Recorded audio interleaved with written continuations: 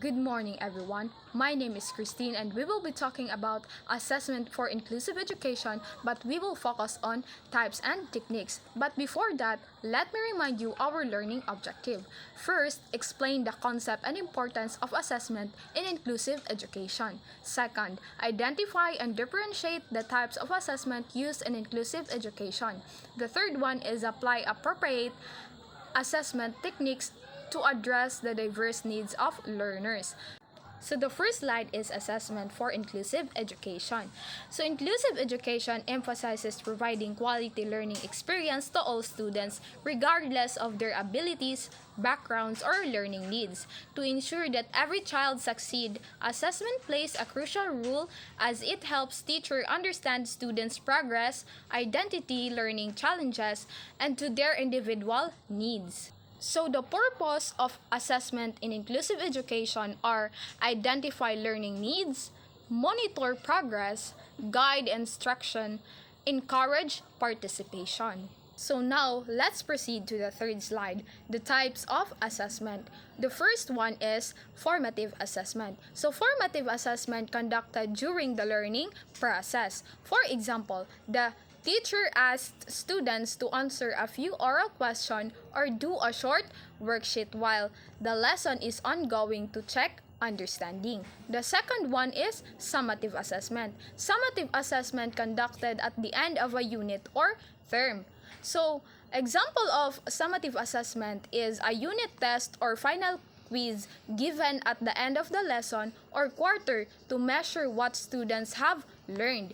The third one is diagnostic assessment. So diagnostic assessment conducted before instruction begins. So for example, a pre-test given before starting a new topic to find out what students already know and what they need help with. So the last one is alternative assessment. Alternative assessment focused on students' abilities rather than standardized criteria. So for example is student create a drawing, portfolio, or a simple project to show their understanding instead of taking a traditional written test. So now let's proceed to the fourth slide, assessment techniques and inclusive education. So the first one is observation. For example is the teacher observes students during a group activity and notes who is participating, sharing ideas, and cooperating with classmates using an observation log. The second one is checklist and rubrics. For example, a reading checklist is used to check if a student can recognize letters, read simple words, and answer basic questions. A rubrics is used to assess a poster-making activity based on neatness, creativity, and completeness. The third one is peer and self-assessment. So for example of this is after a group presentation, students give positive feedback to their classmates using smiley faces and also reflect on their own work by answering what did I do well. The fourth one is portfolio. So for example of this is the teacher keeps a portfolio containing the students' drawing, worksheets, writing samples, and test results to show improvement over the school year. So now let's proceed to the fifth slide, practices for assessment in inclusive education. So the first one is use multiple assessment methods. For example, in science lesson about plants, the teacher allows students to choose how to show their learning. Draw and label a plant, explain orally to the teacher. Make a short poster. This helps students with different strengths like drawing, speaking, and writing to succeed.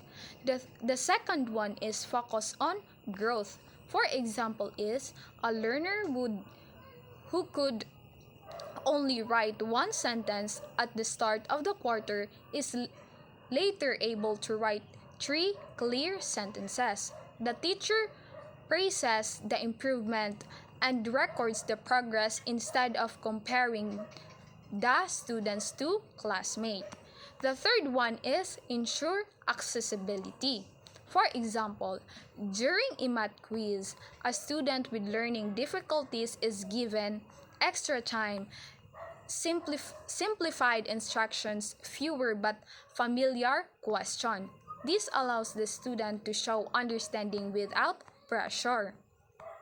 The fourth one is collaborate.